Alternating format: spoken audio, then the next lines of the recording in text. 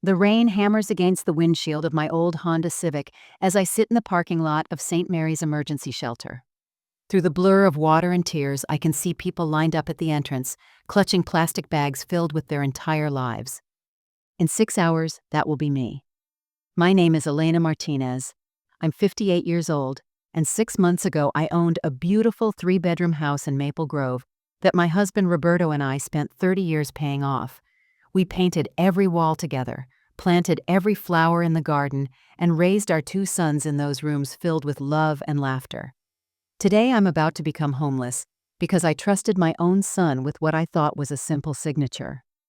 I stare down at the crumpled legal document in my weathered hands, the same hands that graded thousands of papers during my 25 years as an elementary school teacher, the same hands that held Roberto's as he took his last breath 2 years ago, the same hands that signed away everything I had left in this world. The paper is damp from my tears now, but I can still make out the words that changed everything. Property transfer agreement. At the time, my son Marcus told me it was just insurance paperwork. "Just sign here, Ma," he said with that smile I'd trusted since the day he was born. "It's nothing serious." Nothing serious. Those words echo in my mind as I watch a woman about my age shuffle toward the shelter entrance, dragging a suitcase with a broken wheel. She could be me. In a few hours, she will be me. 6 months ago, I was Elena Martinez, homeowner, retired teacher, proud mother, and grandmother. I had my rose garden that won the Neighborhood Beautification Award 3 years running. I had my Sunday dinners where Marcus and his wife Sophia would come over, and I'd cook Roberto's famous enchiladas. I had my volunteer work at the library, reading stories to wide-eyed children who reminded me why I loved teaching so much. I had a life. I had dignity. I had a place in this world. Now I have a gym bag in my back seat with 3 days' worth of clothes, my wedding photo, and $17 in my wallet. The house where I expected to grow old, where I planned to host my future grandchildren's birthday parties, where Roberto's workshop still smells like sawdust and Old Spice. That house now belongs to strangers who bought it for cash through my son's real estate company. Marcus hasn't returned my calls in 2 weeks. When I went to his office, his secretary said he was unavailable. Sophia blocked my number after I asked too many questions about where I was supposed to live, now that the temporary arrangement at Sunset Manor had ended due to funding issues. The worst part isn't losing the house. The worst part is realizing that the son I raised, the boy I read bedtime stories to, the young man I put through college by working double shifts as a substitute teacher, that person looked me in the eye and lied to me with such perfect conviction that I never saw it coming. But here's what Marcus doesn't know about his mother. Here's what Sophia never bothered to learn about the woman whose life they thought they could just erase. I didn't survive Roberto's death, 25 years in public education, and raising 2 boys on a teacher's salary by being weak. And I'm about to show them exactly who Elena Martinez really is. Before we start, let us know in the comments where you're watching from. Don't forget to like, share, and subscribe for more powerful stories. Let me take you back to what life looked like before everything fell apart. Before I knew what my own son was capable of. It was a Tuesday morning in March, and I was kneeling in my front garden, planting the new rose bushes I'd ordered from the catalog Roberto used to tease me about. "Elena," he'd say with that crooked smile, "you have more roses than the botanical garden." But he'd always help me plant them anyway, his strong hands gentle with the delicate roots. The house behind me was everything Roberto and I had dreamed of when we were young and broke, renting that tiny apartment above the bakery on 5th Street. 3 bedrooms, 2 bathrooms, a kitchen big enough for our entire extended family during holidays, and a living room where we'd watched Marcus take his first steps on the hardwood floors Roberto had refinished himself. Every Sunday at 2 o'clock, like clockwork, Marcus would pull into our driveway with Sophia in their silver BMW. I'd have Roberto's famous enchiladas warming in the oven, the recipe his grandmother brought from Mexico, the one he made me promise to teach our sons. Marcus would always hug me at the door and say, "Smells like home, Ma," and my heart would just melt.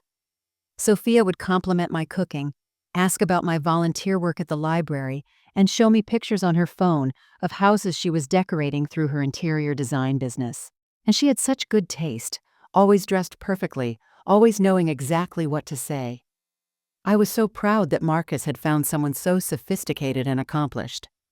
After dinner, we'd sit in the living room surrounded by 30 years of memories.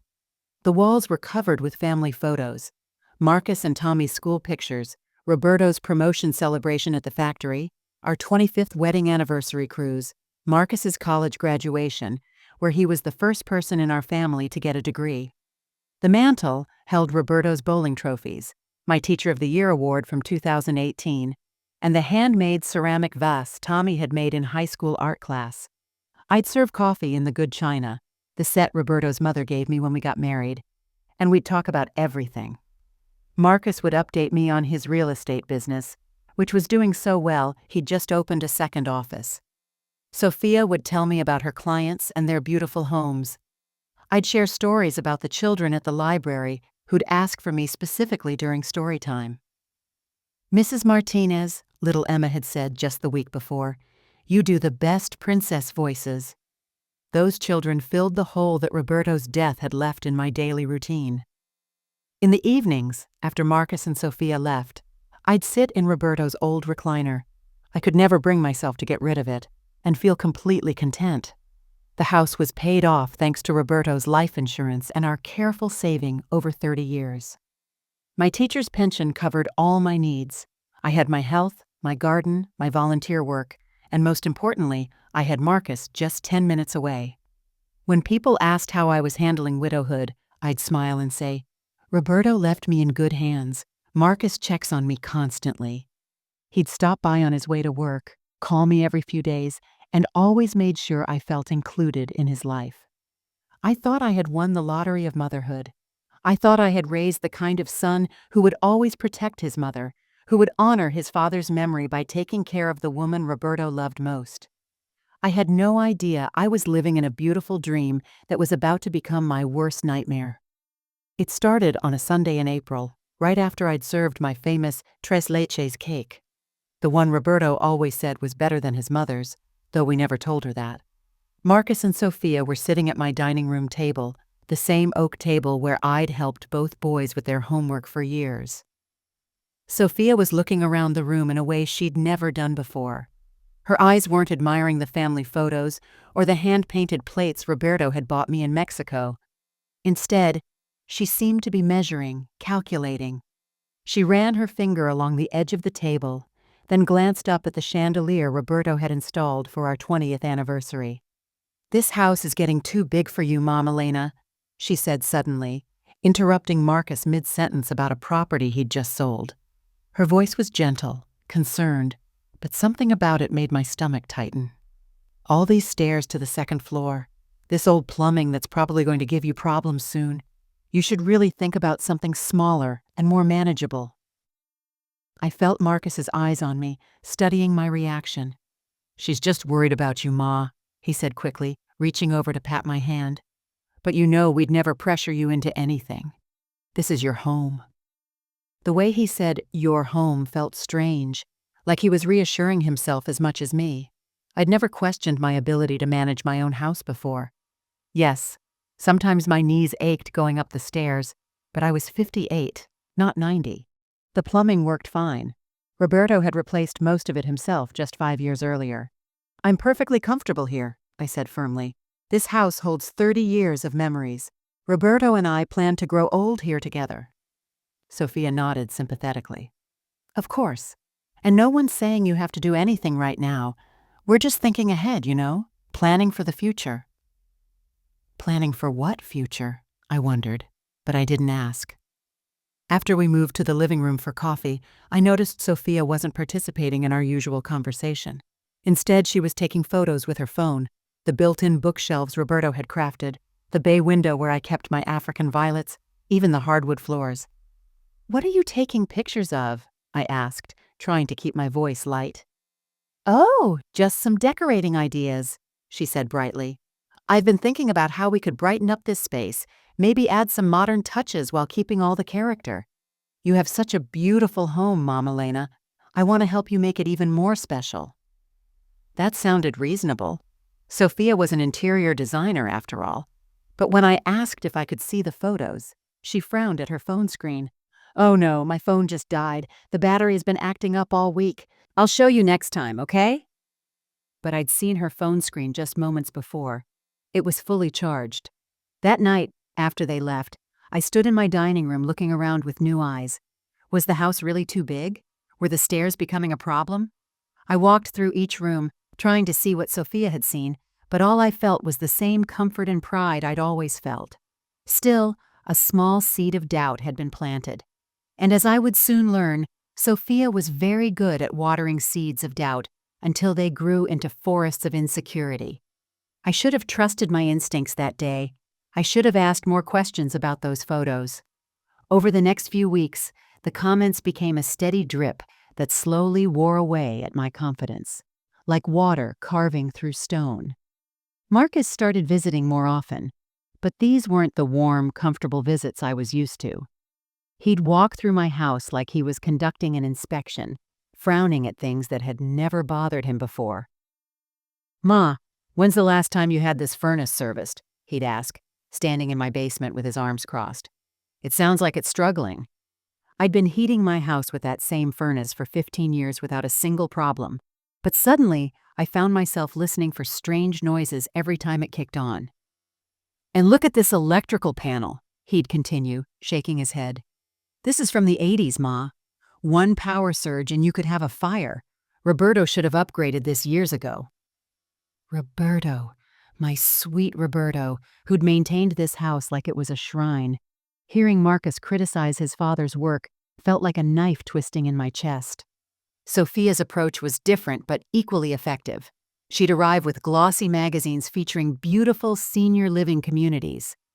"Look at this place, Mom Elena," she'd say, spreading the pages across my kitchen table. "They have a full activities program, chef-prepared meals, and emergency medical staff on site 24/7. Isn't that peace of mind worth considering?" She'd leave the magazines behind, and I'd find myself flipping through them at night, wondering if maybe they had a point.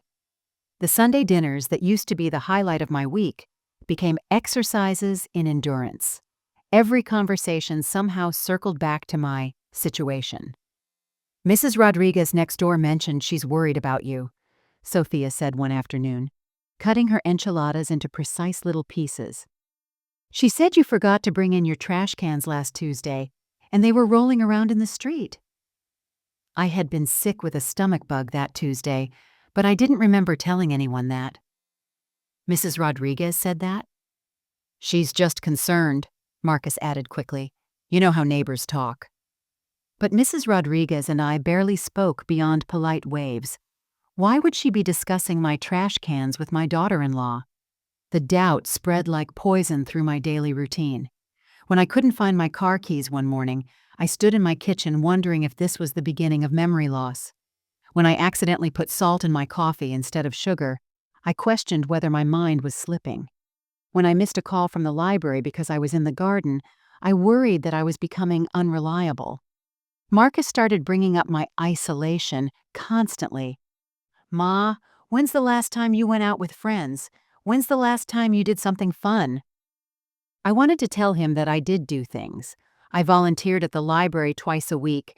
I tended my garden. I read books. I called my sister Grace in Phoenix. But under his concerned stare, those activities suddenly seemed pathetic. The pursuits of a lonely old woman with nothing better to do. The confident woman who had commanded classrooms full of energetic children, who had balanced budgets and managed parent conferences, and stood up to difficult administrators, began to shrink. I started second-guessing every decision, every word, every action. The woman Roberto had fallen in love with, strong, independent, capable Elena, was disappearing bit by bit, replaced by someone who jumped at shadows and doubted her own perceptions. And the most devastating part? I was doing it to myself, convinced that Marcus and Sophia were just looking out for me.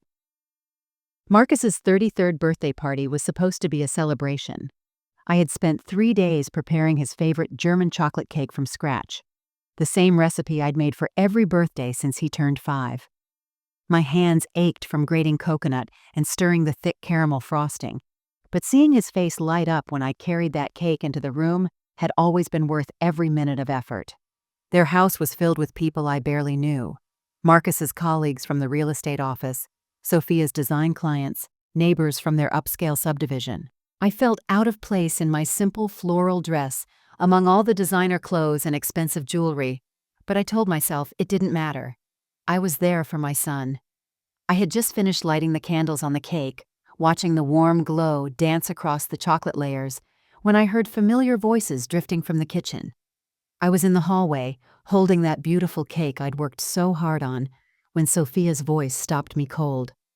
"We're really concerned about Elena," she was saying in that sweet, sympathetic tone I'd grown to dread. "She's becoming so forgetful and stubborn. Yesterday she couldn't even remember where she put her car keys, and she accused me of moving them. We had to help her look for 20 minutes before she found them in her own purse." That was a lie. I had never lost my keys at their house, and I had certainly never accused Sophia of moving them. "It's getting worse," Marcus's voice joined in, and my heart shattered as I heard my own son participate in this character assassination. "Last week she called me 3 times in one day, asking the same question about her insurance. She didn't remember our previous conversations at all." More lies. I had called him once about a confusing notice from my health insurance company, and he had brushed me off, saying he was too busy to help. "We think it might be early dementia," Sophia continued, her voice dropping to a whisper that somehow felt more devastating than if she had shouted. "But you know how proud older people can be about admitting they need help. She gets so defensive when we try to suggest that maybe she shouldn't be living alone anymore." I heard murmurs of sympathy from the other guests, gentle sounds of understanding and pity that made my cheeks burn with shame. "Poor thing," a woman's voice said. "My mother went through the same thing. It's so hard on the family." "The worst part is watching her try to maintain that big house," Marcus added. "She can barely manage the basic upkeep anymore, but she won't admit it. We're worried she's going to hurt herself, or worse, hurt someone else if she forgets to turn off the stove or something." I stood frozen in that hallway, holding the birthday cake that suddenly felt like it weighed 1,000 pounds. The candlelight flickered across my face as tears began to fall, and I realized that everyone at this party was going to look at me with pity now. Not as Elena Martinez, retired teacher and loving mother, but as a confused old woman who couldn't be trusted with her own life. When I finally entered the kitchen, the conversation stopped abruptly. Every face turned toward me with that look I had dreaded, the careful, patronizing sympathy reserved for people who can't take care of themselves. "Oh, Elena," Sophia said sweetly, rushing over to take the cake from my trembling hands. "We were just saying how lucky Marcus is to have such a caring mother who would make this beautiful cake." I excused myself to the bathroom and stared at my reflection in the mirror, wondering if everyone really did see a confused, helpless old woman when they looked at me. The call came on a Tuesday morning in late May while I was watering my roses. The spring blooms were particularly beautiful that year, deep reds and soft pinks that Roberto would have loved, but I barely noticed them anymore. Everything felt muted, distant, like I was watching my own life through frosted glass. "Ma, we have an emergency." Marcus's voice was sharp with panic when I answered the phone. "I need you to come over right now. It's about Dad's old life insurance policy. There's a deadline today, and if we don't file this paperwork, you're going to lose thousands of dollars." My heart jumped. Roberto's life insurance had been a safety net we'd carefully maintained for years. The thought of losing that money because of some bureaucratic deadline terrified me. What kind of deadline? Nobody told me about any deadline. "The insurance company sent notices to the old address before you updated your mailing information," he said, his words tumbling out fast. "Sophia caught it when she was helping organize your paperwork last month. Ma, we've got maybe 2 hours before the office closes, and if we miss this, the money is gone forever." I threw on the first clothes I could find and drove to their house with my hands shaking on the steering wheel. Marcus met me at the door with a stack of official-looking documents and a pen already in his hand. "Thank God you're here," he said, ushering me to their dining room table. "Sophia's on the phone with the insurance company right now, making sure we still have time." The papers were spread across the table, dense legal language with letterheads that looked legitimate. I tried to read through them, but the words seemed to swim on the page. My reading glasses were at home, and my hands were trembling too much to focus properly. "Ma, we don't have time for you to read every word," Marcus said, checking his watch dramatically. "This is the same insurance policy Dad set up 20 years ago. All we're doing is updating your beneficiary information so Tommy and I can help manage things if something happens to you." Sophia appeared from the kitchen, phone pressed to her ear. "Yes, we have the paperwork ready," she was saying. "Mrs. Martinez is here now to sign. Okay, thank you. We'll fax it over within the hour." She hung up and looked at me with urgent eyes. "Elena, they're being very generous holding the deadline for us, but we have to get this submitted in the next 45 minutes or the policy becomes invalid." I picked up the pen, my heart pounding. "But I should call the insurance company myself, shouldn't I? Just to confirm—" "Ma, do you trust me or not?" Marcus interrupted, and there was hurt in his voice that cut through my confusion. "This is Dad's money we're talking about. Money he worked his whole life to leave for you. Would I ever do anything to hurt you? Would I risk losing Dad's legacy?" He knelt beside my chair, taking my free hand in both of his. "I'm your son. I'm the only family you have left who cares about protecting what Dad built for you. Sophia and I are just trying to make sure you're taken care of."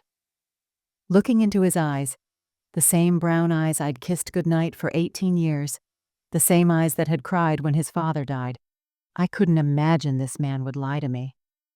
"Just sign here, Grandma," Sophia said gently, pointing to a line at the bottom of the last page. "It's nothing serious, just updating your beneficiary information." I signed my name in my careful teacher's handwriting, the same signature I'd used on report cards and permission slips for 25 years. Within a month, I received an eviction notice. The house Roberto and I had spent 30 years paying for had been sold. The Sunset Manor senior living community smelled like industrial disinfectant mixed with overcooked vegetables and despair. The beige walls were decorated with generic landscape paintings that looked like they came from a hotel clearance sale, and the fluorescent lights buzzed constantly overhead, casting everything in a sickly yellow glow. My new home was room 247B. The B meant I had a roommate, something Marcus had failed to mention when he'd proudly shown me the glossy brochure. The room was smaller than my old walk-in closet, with 2 narrow beds separated by a thin curtain that provided the illusion of privacy, but blocked nothing. My roommate was Mrs. Patterson, an 84-year-old woman with advanced dementia who called me Nancy and spent most nights crying for her mother. The sound of her labored breathing and confused whispers filled the darkness, making sleep nearly impossible. I had been allowed to bring 1 suitcase and 3 boxes of personal items. Everything else, my wedding china, Roberto's woodworking tools, 30 years of photo albums, my teaching awards, my grandmother's jewelry, had been donated to charity by Marcus and Sophia while I was getting settled. "We thought it would be easier for you not to have to sort through everything," Sophia had explained when I asked about my things. "Holding on to the past isn't healthy, Elena. You need to focus on moving forward." Moving forward. As if my entire life before this moment was just something to discard, like old newspapers. The daily routine at Sunset Manor was designed for people who had given up on living. Breakfast at 7:30, watery scrambled eggs and toast that tasted like cardboard. Arts and crafts at 10, making tissue paper flowers, while a cheerful activities director spoke to us like we were children. Lunch at noon, always some variation of mystery meat and overcooked vegetables. Afternoon nap time, dinner at 5, lights out at 9. I tried calling Tommy in California to tell him what had happened, but when I finally reached him, he was rushing to prepare for an art gallery showing. "Mom, I'm so sorry, but can I call you back tomorrow? This exhibit could change everything for my career." Tomorrow came and went. So did the next day, and the next. I attempted to call my sister Grace in Phoenix, but got her voicemail. "Elena, honey, I got your message about moving to the senior place. I'm sure Marcus knows what's best for you. I'm leaving for that cruise to Alaska next week, but I'll call when I get back."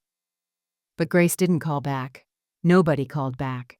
The staff at Sunset Manor treated me like I was already half dead. They spoke slowly and loudly, as if my hearing was gone along with my home. When I asked about getting my own phone line installed, they patted my shoulder and said, "Now, Elena, you know the community phone in the lobby works just fine for residents." At night, I would lie in my narrow bed, listening to Mrs. Patterson's restless murmuring, and stare at the ceiling tiles, counting the water stains. I thought about Roberto working double shifts at the factory so we could afford our house.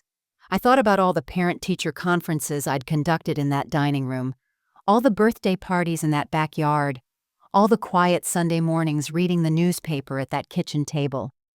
The woman who had once commanded respect from parents, principals, and students had become invisible. I stopped combing my hair the way Roberto liked it. I stopped wearing lipstick. I stopped looking people in the eye when they spoke to me. Some days I forgot to eat. Other days, I forgot why eating mattered. The Elena Martinez who had raised 2 sons, taught hundreds of children, and loved deeply for 35 years was disappearing, one gray institutional day at a time. It was a gray Thursday morning in September, 3 months into my nightmare at Sunset Manor, when everything changed. I was sitting on my narrow bed, mechanically folding and refolding the same 3 sweaters I'd been allowed to keep, when I noticed something I'd overlooked in my few remaining possessions. Tucked between the pages of my worn Bible, the one Roberto had given me for our first anniversary, was an envelope I didn't remember putting there. My name was written across the front in unfamiliar handwriting, and there was a return address from Blackwood & Associates, attorneys at law. My hands trembled as I opened it, partly from the medication they'd started giving me for anxiety, and partly from a fear I couldn't name. Inside was a business letter dated the day before I'd moved out of my house, along with several official-looking documents I'd never seen before. "Dear Mrs. Martinez," the letter began, "I have been trying to reach you for several weeks regarding some serious irregularities in the property transfer documents filed last month concerning your residence at 847 Maple Grove Drive. Please call my office immediately, as there appear to be legal violations that require your urgent attention." Legal violations. Property transfer documents. The words swam before my eyes as the room seemed to tilt sideways. I read further, my heart pounding so hard I could hear it in my ears. "According to our records, your late husband, Roberto Martinez, established a specific revocable trust in 2019 that places strict protections on the family residence. This trust explicitly prevents the sale or transfer of the property without your written consent and a mandatory 60-day waiting period for legal review." 60-day waiting period. But Marcus had told me we only had hours to sign those papers. My fingers shook as I unfolded the attached documents. At the top of the first page, in Roberto's careful handwriting, was a note I'd never seen. "For my beloved Elena, so that no one can ever take away the home we built together." The legal language was complex, but the meaning became clear as I read. Roberto had created this trust specifically after his friend Carlos had lost his house to his own son's financial schemes. The trust made it legally impossible for anyone, even family members, to sell our house without multiple safeguards, waiting periods, and independent legal counsel. But somehow, Marcus and Sophia had bypassed all of these protections. I kept reading, and the bottom fell out of my world completely. The documents I had signed that desperate Tuesday weren't insurance papers at all. They were fraudulent trust modification forms that Marcus and Sophia had created, designed to override Roberto's protections and transfer ownership of the house directly to Marcus. The signature on the witness line belonged to someone named Jennifer Walsh, Sophia's business partner, according to the letterhead I now recognized. The notary stamp was fake. The insurance company letterhead was fake. Even the urgent deadline was fake. Everything had been a lie. I sat there in that sterile room, holding proof that my own son had committed fraud to steal the home his father had worked 30 years to protect for me. Roberto had seen this coming. Even from his grave, he had tried to save me from the betrayal I never saw coming. But more than the legal proof, more than the evidence of theft, what hit me hardest was Roberto's handwritten note. He had known I might need protection from our own family. He had loved me enough to build walls around our home that should have been impossible to tear down. The question now was, what was I going to do about it? I sat on that narrow bed for what felt like hours, staring at Roberto's handwriting until the words blurred through my tears. But these weren't the same hopeless tears I'd been crying for months. These tears carried something I'd forgotten existed inside me. Fury. Pure, righteous fury at what had been done not just to me, but to Roberto's memory, to his final act of love. I walked to the small mirror above the dresser, the same mirror where I'd stopped recognizing myself months ago. And for the first time in forever, I really looked at the woman staring back at me. My hair was gray and lifeless, hanging limp around a face that had aged 10 years and 3 months. My shoulders were hunched forward in defeat, and my clothes hung loose on a frame that had shrunk from barely eating. But behind the exhaustion and neglect, I saw something I'd almost forgotten. Elena Martinez was still in there. The woman who had stood up to parents who tried to bully her into changing their children's grades. The woman who had fought the school board when they wanted to cut the reading program. The woman who had worked 3 jobs to put Marcus through college, believing I was investing in a son who would honor his family. That woman was still alive. Buried, but alive. I thought about Roberto working double shifts at the factory, his hands rough and calloused from years of hard labor, all so we could have something to call our own. I thought about him researching trusts and legal protections, probably staying up late at the kitchen table with paperwork he barely understood, determined to shield me from the very betrayal his own son would orchestrate. Elena worked too hard for too long to lose her security, the attorney's letter had said, quoting Roberto's words. My husband had seen strength in me that I'd let others convince me I'd lost. I picked up the phone receiver in my room, the one I'd been told was only for emergencies, and dialed the number on the attorney's letterhead. My hands weren't shaking anymore. Blackwood and Associates, this is Patricia speaking. This is Elena Martinez, I said, and my voice sounded different somehow, clearer, stronger. I need to speak with Mr. Blackwood about the illegal sale of my house. Mrs. Martinez, thank goodness you called. Mr. Blackwood has been trying to reach you for months. Can you hold while I get him? While I waited, I caught my reflection again in that small mirror. This time, I stood up straighter. I smoothed my hair back from my face. I lifted my chin the way I used to when addressing a classroom full of challenging 8th graders. Mrs. Martinez. Mr. Blackwood's voice was warm but professional. I'm so relieved you called. We have a lot to discuss, and I want you to know that what was done to you was not only morally wrong, it was criminally fraudulent. Your husband's trust is ironclad, and the sale of your house was completely illegal. What do I need to do? I asked, and I heard Roberto's determination in my own voice. First, we need to meet in person so I can explain your options. But Mrs. Martinez, I want you to understand something important. You're not powerless here. Your husband made sure of that. You have legal grounds not only to get your house back, but to pursue criminal charges for fraud. For the first time in months, I smiled. Not the polite, defeated smile I'd been wearing like a mask, but the fierce smile of a woman who'd just remembered exactly who she was and what she was capable of. Roberto had given me the tools. Now it was time to use them. The next morning, I did something I hadn't done since arriving at Sunset Manor. I put on lipstick. It was just a pale pink shade I found in the bottom of my purse, probably 6 months old. But as I applied it in that small mirror, I felt like I was putting on armor. I had $347 in my checking account, money from my final teacher's pension payment that Marcus hadn't gotten his hands on yet. It wasn't much, but it would be enough for what I needed to do. I told the front desk I was going to the library for their senior reading program. It wasn't entirely a lie. I did stop by the library, but not for story time. I used their computer to print out every document Mr. Blackwood's office had emailed me overnight, paying 25 cents per page with quarters from my change purse. The evidence was devastating when laid out in black and white. The forged signatures, the fake notary stamps, the fabricated insurance company letterhead. It was all there, documented with the precision only lawyers could manage. But more importantly, Roberto's original trust documents were ironclad. Every legal expert Mr. Blackwood had consulted agreed. The sale was fraudulent and completely reversible. From the library, I took the bus downtown to meet Mr. Blackwood in person.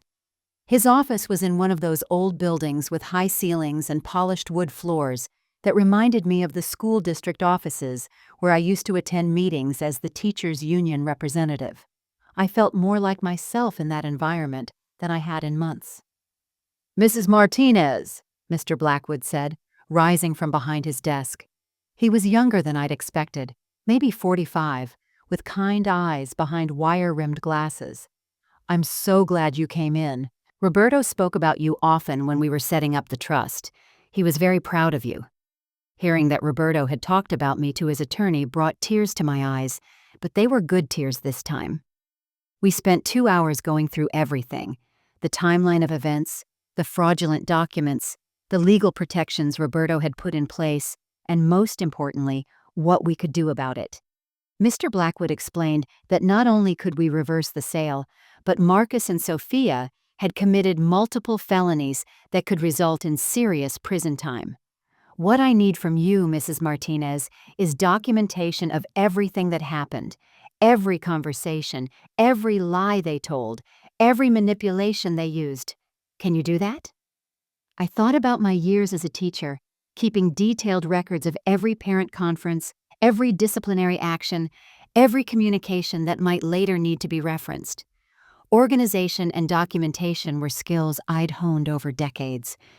"I can do that," I said firmly. Back at Sunset Manor, I didn't tell anyone what I was doing. Instead, I began carrying myself differently. I stood up straighter when I walked down the hallways. I made eye contact with the staff again. I started eating full meals and asking for seconds when the food was decent. The activities director, Mrs. Chen, noticed the change immediately. "Elena, you seem different today. More present." "I'm feeling more like myself," I told her. And it was the truth. That evening, I sat at the small desk in my room and began writing. Every conversation I could remember, every lie they'd told, every manipulation they'd used to make me doubt myself. My teacher's training kicked in. I organized it chronologically, cross-referenced dates with documents, and wrote in the clear, precise language I'd used for incident reports for 25 years. Marcus and Sophia had no idea that the confused old woman they'd discarded was actually a highly organized professional who knew how to build an airtight case. The first crack in Marcus and Sophia's perfect scheme appeared on a Wednesday morning in October, exactly 2 weeks after I'd hired Mr. Blackwood. Marcus was sitting in his gleaming real estate office, probably congratulating himself on another successful day of selling other people's dreams, when his secretary buzzed his intercom. "Mr. Martinez, there's someone here from the State Real Estate Licensing Board. He says it's urgent." I wasn't there to see Marcus's face when investigator James Morrison walked into his office carrying a thick manila folder. But Mr. Blackwood's private investigator had done his homework. Within hours, I knew exactly what had transpired. "Mr. Martinez," Morrison had said, settling into the chair across from Marcus's desk, "we've received some serious allegations regarding fraudulent property transfers conducted through your agency, specifically concerning the sale of 847 Maple Grove Drive." Marcus, according to our source, had tried to maintain his composure. "I'm not sure what you mean. That was a standard family transaction. My mother wanted to sell her house, and I helped facilitate the process through my company." But Morrison wasn't buying it. "Your mother?" "According to our investigation, Elena Martinez is currently residing in a senior living facility and has been attempting to contact various agencies about the unauthorized sale of her property. She claims she never consented to sell the house." While Marcus was scrambling to explain away the licensing board investigation, Sophia was dealing with her own crisis. Their joint bank account, the one where they'd deposited the proceeds from my house, had been frozen by court order. She discovered this at the grocery store when her credit card was declined, buying organic kale and imported cheese. "Ma'am, I'm sorry, but this card has been declined," the teenage cashier said, loud enough for the other customers to hear. Sophia tried her debit card. Declined. Her backup credit card. Also declined. She abandoned her cart full of expensive groceries and rushed home to call the bank, only to be told that all accounts associated with the property at 847 Maple Grove Drive were under legal hold pending a fraud investigation. That evening, Marcus came home looking like he'd aged 5 years in one day. I imagine their conversation went something like this, based on what we learned later. "They froze everything, Marcus," Sophia said, pacing their pristine living room like a caged animal. "Every account, every credit card. How is this possible? You said she was too confused to figure any of this out." "She is confused," Marcus insisted, but his voice lacked the confidence it used to carry. "Someone must be helping her.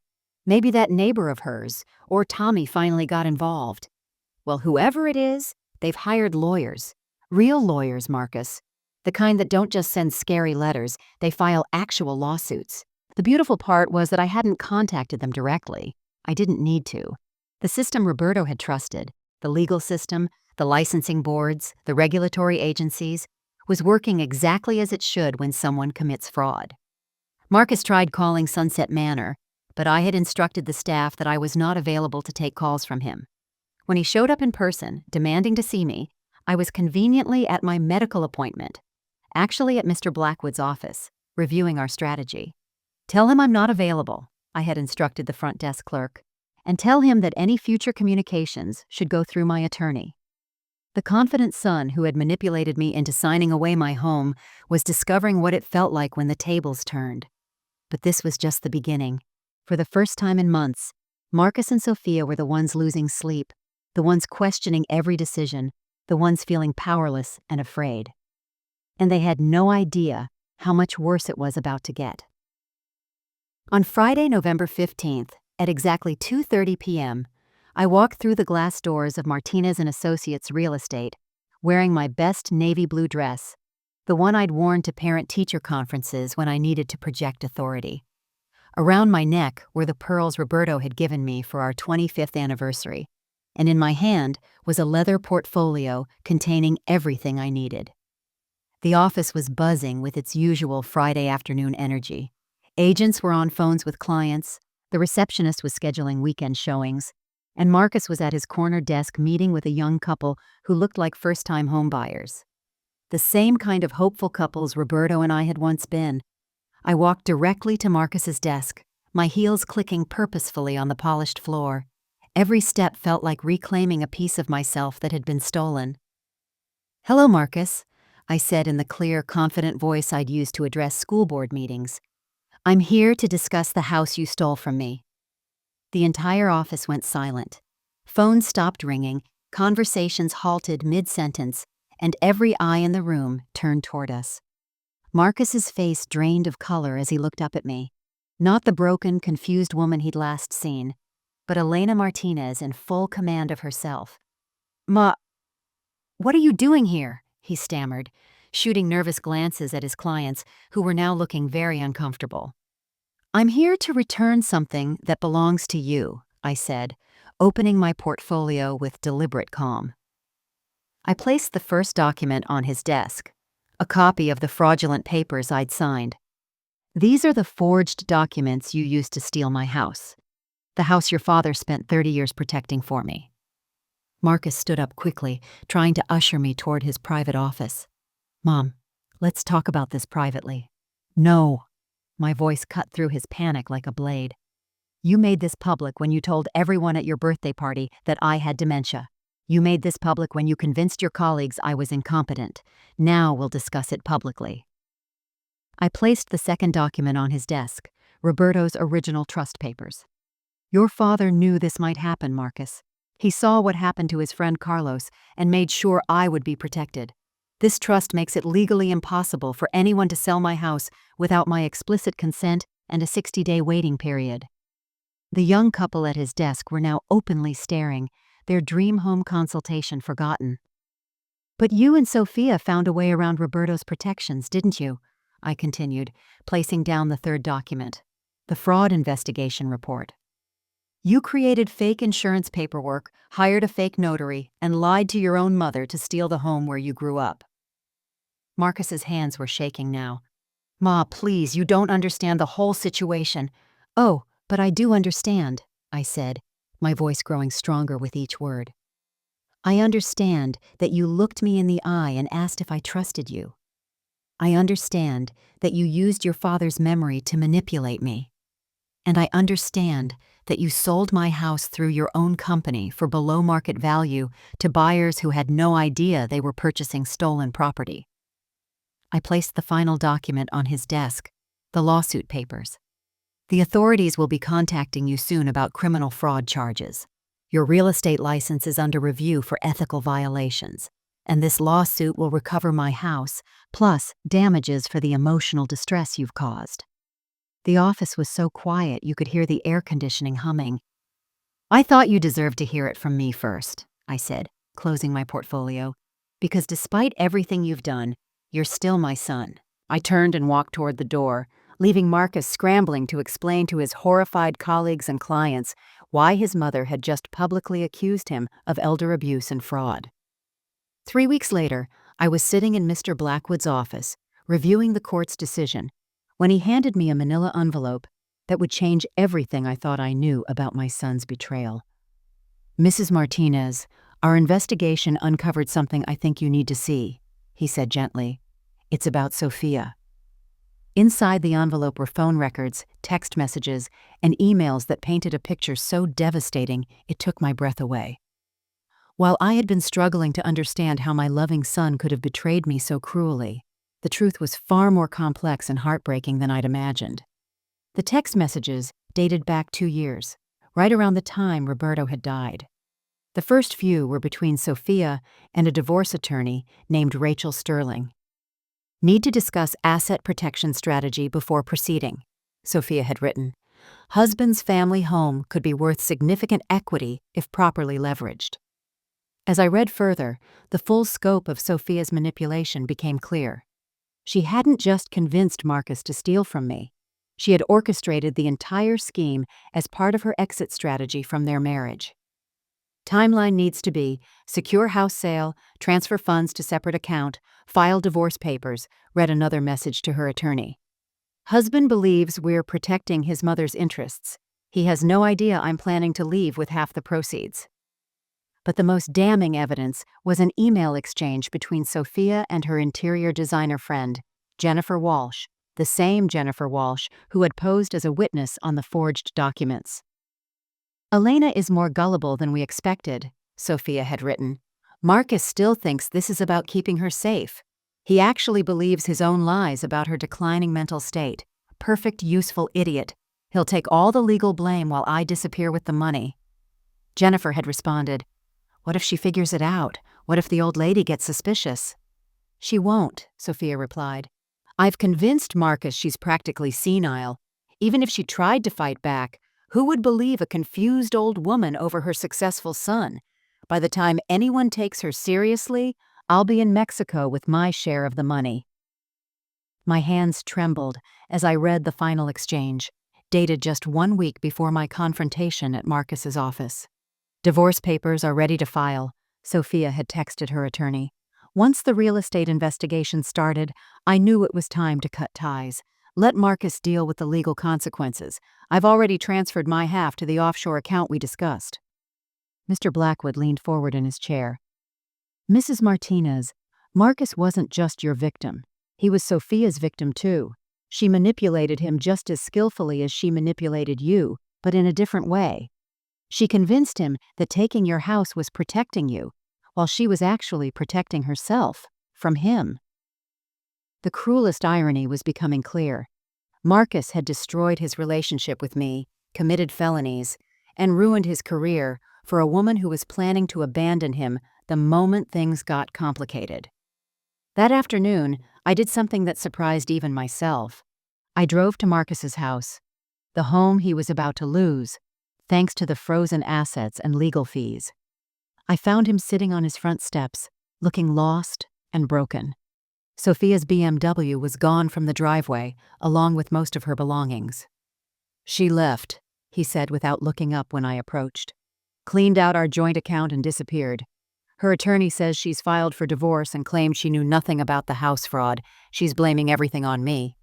For the first time since this nightmare began, I saw my son clearly.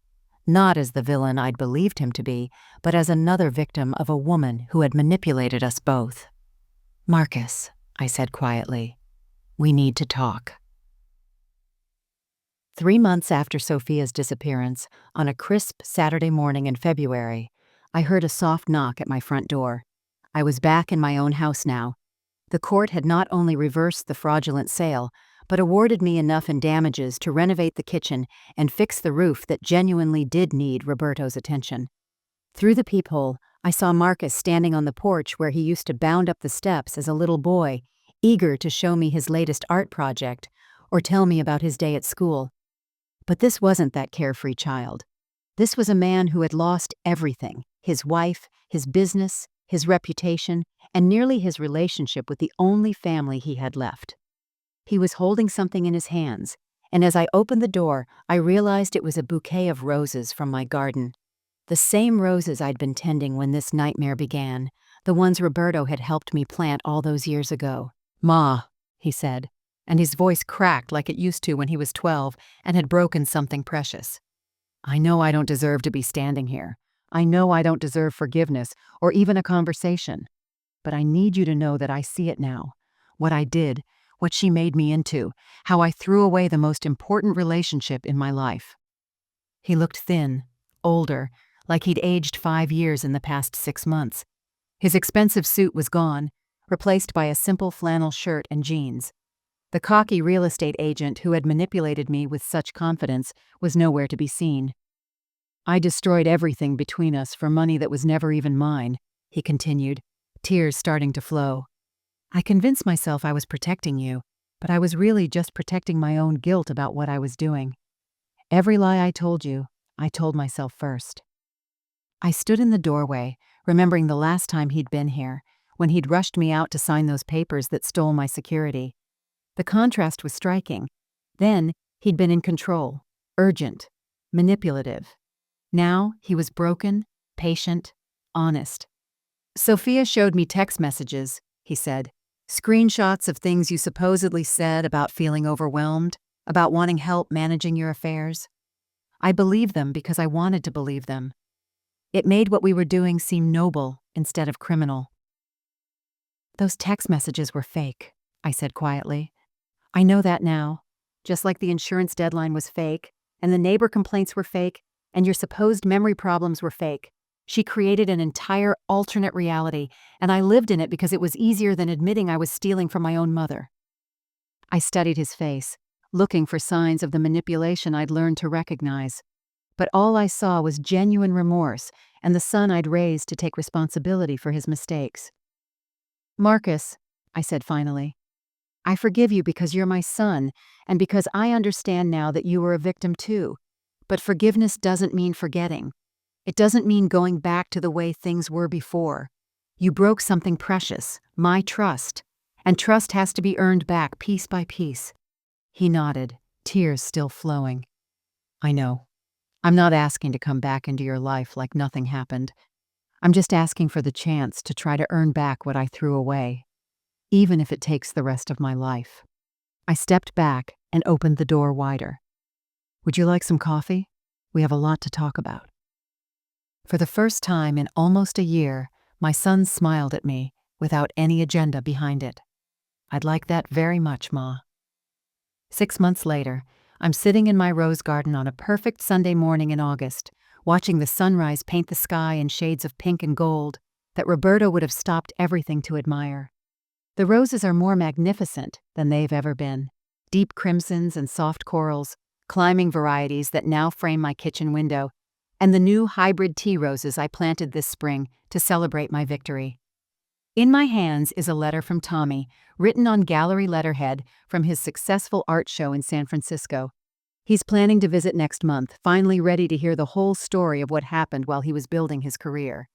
His letter is full of regret for not being there when I needed him, but also pride in how I fought back and reclaimed my life.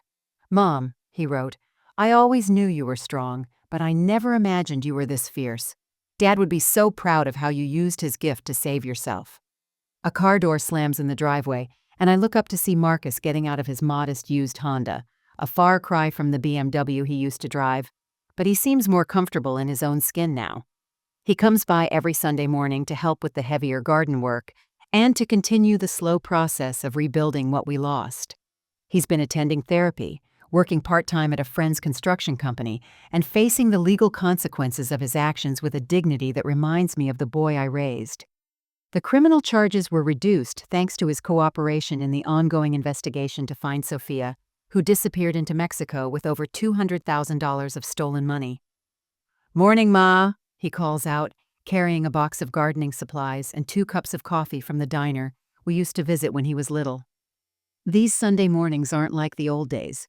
There's still careful distance, still moments of awkward silence where trust used to live easily. But there's also something new: respect. Marcus has seen what his mother is truly capable of, and I've seen that my son has enough of his father's integrity to face his mistakes and try to make amends. "The roses look incredible this year," he says, settling onto the garden bench Roberto built 20 years ago. "Dad always said you had magic hands with flowers." Mr. Chen waves from his yard next door and calls out his usual compliment: "Elena, your roses are magnificent this year." But now his words carry different weight. I'm not just the nice lady with the pretty garden anymore. I'm the woman who fought back, who refused to disappear quietly, who proved that underestimating someone can be a dangerous mistake. As I tend my roses, deadheading the spent blooms to make room for new growth, I think about Roberto's words that the attorney had quoted. Elena worked too hard for too long to lose her security. He was right, but it was about more than financial security. I had worked too hard building my identity, my strength, my sense of self, to let anyone convince me I was less than I was. The woman who almost vanished in that sterile facility room learned something invaluable. The most dangerous lies aren't the ones strangers tell you, but the ones your own family convinces you to believe about yourself. I survived not just theft and betrayal, but something harder. I survived the systematic dismantling of my own self-worth. And in fighting back, I discovered reserves of strength I didn't know I possessed. As the morning sun climbs higher, warming my face and illuminating my garden, I whisper the same words to Roberto that I say every Sunday. Thank you for protecting me, even after you were gone, and thank you for reminding me who I really am. Some flowers bloom most beautifully after surviving the harshest conditions. Today, sitting in my reclaimed garden, I know exactly what that means.